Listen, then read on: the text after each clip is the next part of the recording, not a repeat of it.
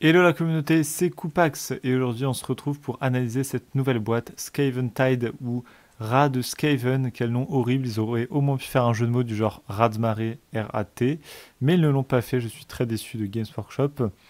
Et c'est une boîte qui va sortir sûrement fin juin, qui coûtera environ 210 € neuve et sûrement 170 chez les revendeurs.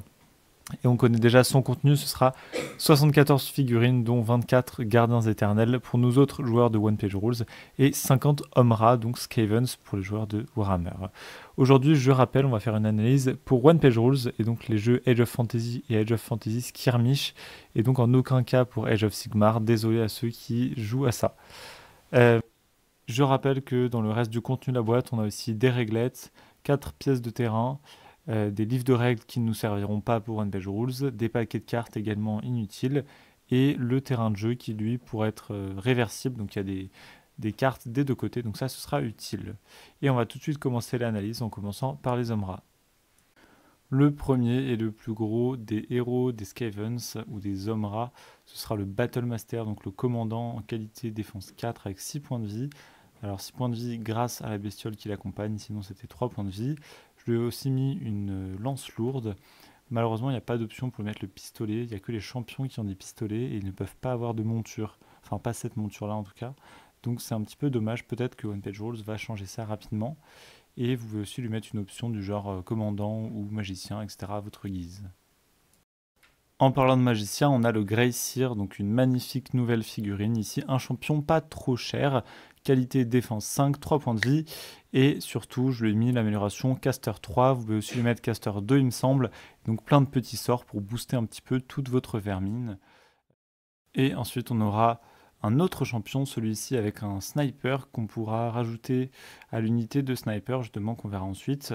Ce qui est intéressant, c'est qu'il peut avoir l'amélioration engineer pour avoir ambush, mais vous pouvez aussi choisir de mettre warlock pour qu'il donne AP 1 à tous ces snipers pour 5 points de plus. Enfin, pour 30 points en tout, mais 5 points de plus que l'option ingénieur. Donc ça peut être assez violent avec les snipers. On a ensuite une magnifique figurine énorme, donc un gros canon avec 6 petits canons.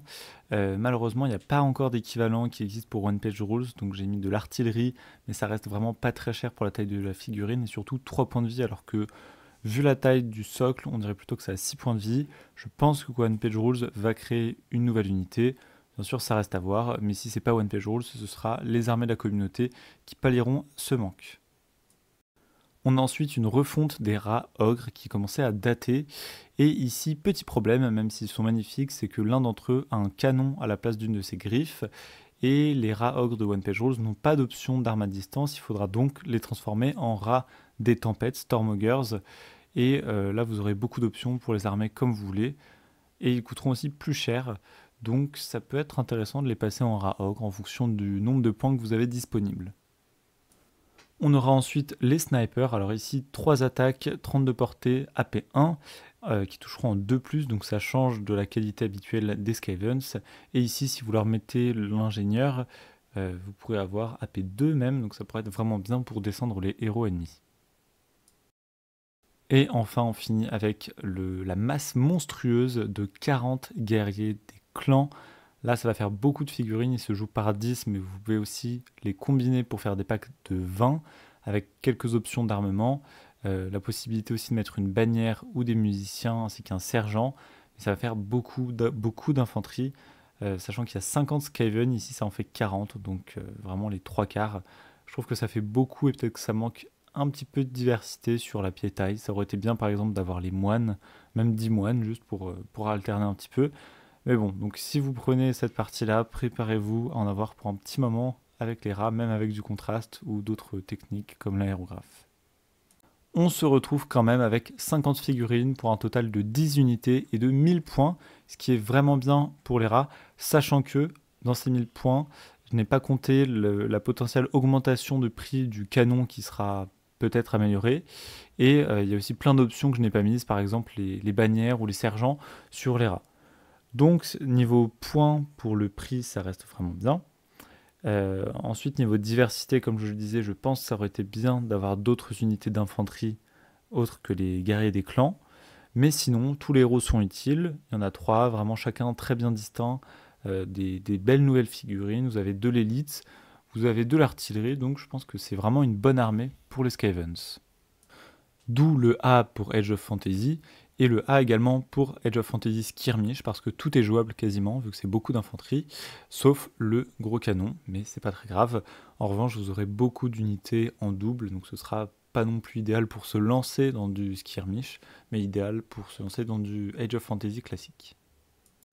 On passe ensuite aux gardiens éternels, et notamment le premier qui sera un chevalier gardien sur son magnifique griffon.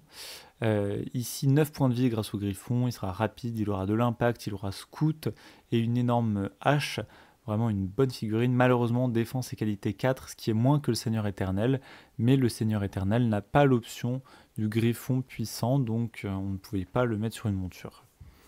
C'est donc un beau héros, je trouve que la figurine est vraiment réussie, elle ressemble beaucoup déjà à un héros qui existait, mais qui était armé différemment, mais vraiment très sympa. On a ensuite une de mes figurines préférées, la deuxième sur le podium, qui est le Lord Veritans ou Seigneur éternel pour Age of Fantasy. Ici 6 points de vie, qualité et défense 3, donc un petit peu mieux que le précédent. Et le petit griffon pour empêcher les embuscades. Je lui ai mis une arme, vous pourrez lui rajouter beaucoup d'autres options, donc ça fait vraiment un héros visuellement impressionnant et qui peut avoir plein d'options pour booster un petit peu votre armée ou même devenir dévastateur pour les ennemis. Et juste après lui, ma figurine préférée, le Lord Terminos, il me semble. Ici, un chevalier gardien qui vaudra 100 points avec ce que je lui ai mis, donc une grosse hache et la capacité paladin pour représenter un petit peu ses pouvoirs. Il est accompagné d'un serviteur qui sera un petit peu inutile, à moins de l'utiliser pour faire du skirmish, mais en tout cas dans du Age of Fantasy classique, il ne servira à rien. Donc c'est une très belle figurine qui pourra faire un bon héros solitaire ou pour mener vos troupes au combat. Et enfin, on a le troisième héros des Stormcast. Ici, je l'ai choisi de le mettre en gardien, mais vous pouvez aussi en faire un chevalier gardien en fonction du nombre de points dont vous disposez et le rôle que vous voulez lui faire jouer sur le champ de bataille. Donc il a qualité et défense 4, 3 points de vie, une bonne arme, et je lui ai mis un pouvoir magique en plus pour représenter un petit peu son statut de héros. Bien sûr, ça reste à vous de voir comment vous composez votre armée. On a ensuite les Réclusiens. Alors eux sont 3, donc c'est parfait pour les Stormcast. À vous de voir si vous voulez en faire des éternels ou des paladins. Pour le moment, il n'y a pas d'option d'armes qui correspondent exactement à leur bouclier, à leur combo bouclier hache. Donc ce sera à vous de faire ça un petit peu maison en fonction du nombre de points dont vous disposez et des capacités qu'il vous faut. Mais en tout cas, je le trouve magnifique. Il y a encore par contre 2 serviteurs qui sont inutiles, sauf pour du skirmish. Les gardiens ailés, alors eux existaient déjà, donc c'est juste une refonte visuelle de la figurine. Ils sont pratiques, ils sont rapides, ils peuvent servir à prendre des objectifs et à les conserver. Donc ça c'est une belle unité et ça fait toujours plaisir d'avoir un petit peu de variété dans la boîte. Et enfin on a 10 libérateurs. Alors les libérateurs normalement c'est des gardiens dans One Page Rules, mais là ça vous ferait 3 groupes de 3 gardiens, donc c'est pratique parce que ça peut vous permettre d'utiliser le 10e en tant que héros, mais ça vous ferait beaucoup de héros pour le coup. Et donc l'autre option c'est d'en faire des gardiens tout simplement, et même s'il n'y a pas exactement les bonnes options d'équipement, vous pouvez vous arranger avec votre adversaire pour que vous soyez d'accord sur ce qu'ils ont. Et donc ça vous permettra d'avoir des troupes un petit peu moins chères, mais tout aussi efficaces en fonction de l'ennemi que vous affrontez. En conclusion, on a 24 figurines, 9 unités, 1200 points, ce qui est pas mal, mais pas impressionnant pour les gardiens éternels, compte tenu de leur prix habituel. Et je trouve qu'on a un petit peu trop de héros, parce qu'on en a 3 et potentiellement un 4e, et beaucoup d'élites, pas de troupes. Bon, c'est un choix, hein, c'est comme ça.